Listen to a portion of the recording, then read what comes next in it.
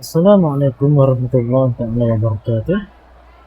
13 Singhakum 2497 adalah hari kehilangan seorang ulama besar Tanim, iaitu Tuan Guru Haji Sulong bin Haji Abdul Qadir ataupun Pak Yah Long kita. Jadi kehilangan pada hari itu berlaku selamanya 72 tahun. Dan kehilangan itu adalah satu perkara yang jadi tragedi terhadap orang Islam semua, khususnya di 3 wilayah kita. Sebab apa dan siapa yang buat wilayah Pak Yah Long tu?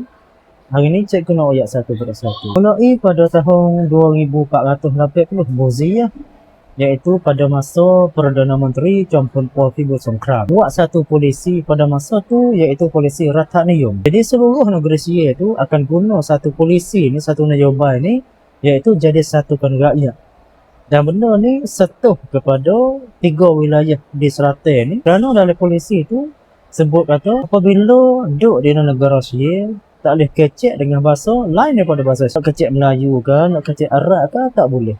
Dari segi pakaian pula, kalau lah nak pakai piyah, nak pakai baju kocek 3, nak pakai kain sarung, nak pakai hijab, tak boleh juga. Apa kepada unik-unik yang guna pakai dalam 3 wilayah, sepertinya unik keluarga untuk kode pun dibatal, dihapuskan pada masa Chonpon Pol Songkram. Apabila jadi lagu tu, wak kata para ulama khususnya bagi Tuan Guru Haji Sulong tu tak puas hati kerana nyobai Rathanium pada masa tu. Maka yang berlaku lepas daripada tu, iaitu pada tahun 2490 Boziyah, yang mana Tuan Guru Haji Sulong adalah yang dipertua Majlis Agama Islam wilayah Fatlauni pada masa tu, buat keputusan, buat permintaan 7 perkara kepada kerajaan. Pada masa tu, iaitu kerajaan Perdana Menteri namanya iaitu Honorary Tuan Kamrong Nawasawat. Perlu surat tu kepada kerajaan pada tanggal 3 bulan 4 tahun 2490 Boziyah. Lepas daripada kalau surat kepada kerajaan dah, tu jadi detik mula-mula. Jadi wak kerajaan tu tak harap kepada Tuan Guru Haji Sulong tu.